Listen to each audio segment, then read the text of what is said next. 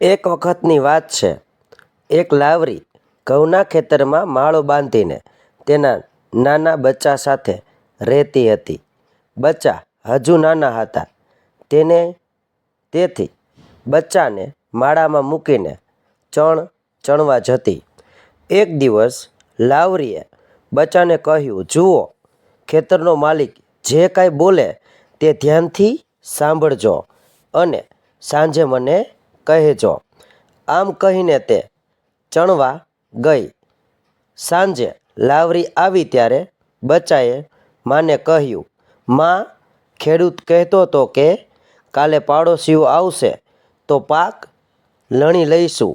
હવે આપણે બીજી સલામત જગ્યાએ જતા રહીએ તો?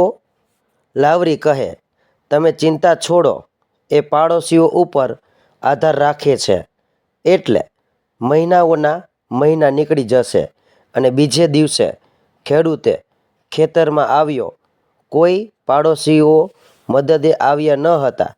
તેથી તે બોલ્યો, કાંઈ વાંધો નહીં, કાલે મારા સગાને પાક લણવા બોલાવીશ.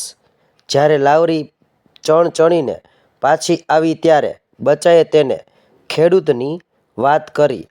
લાવરીએ કહ્યું, ચિંતા છોડો, ખેડૂતે સગા પર આધાર રાખ્યો છે. એથી હજુ કેટલાય દિવસ સુધી પાક લાવશે નહીં. એથી હજુ કેટલાય દિવસ સુધી પાક લણશે નહીં. આખરે લાવરીની વાત સાચી પડી. ખેડૂત કેટલાય દિવસ રાહ જોતો રહ્યો, પણ કોઈ સગા પાક લણવા આવ્યા નહીં. થોડા દિવસ પછી બચ્ચા કહે, માં, આજે તો ખેડૂત ગુસ્સામાં હતો. તેની ઘરવાળીને કહે, કોઈ ન આવ્યું હોય તો કાંઈ નહીં, આપણે બેય કાલે પાક લણીશું.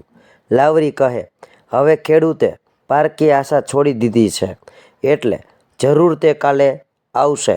આપણે આજે જ બીજા કોઈ સલામત જગ્યાએ જતા રહીએ. આમ કહી લાવરી તેના બચ્ચા લઈને બીજે રહેવા જતી રહી. લાવરીની વાર્તામાંથી આપણને શીખવા મળે છે કે જીવનમાં પારકી આશા પર આધાર રાખવો જોઈએ નહીં. પોતાની મહેનત પર ભરોસો કરવો જોઈએ. જ્યારે આપણે અન્ય લોકો પર આધાર રાખીએ છીએ ત્યારે કામમાં વિલંબ અને નિરાશા જ મળે છે. માટે જાતે જ જવાબદારી લેવી એ સફળતા તરફ સાચો માર્ગ બતાવે છે. ગમ્યું હોય તો શેર કરજો. રાધે રાધે.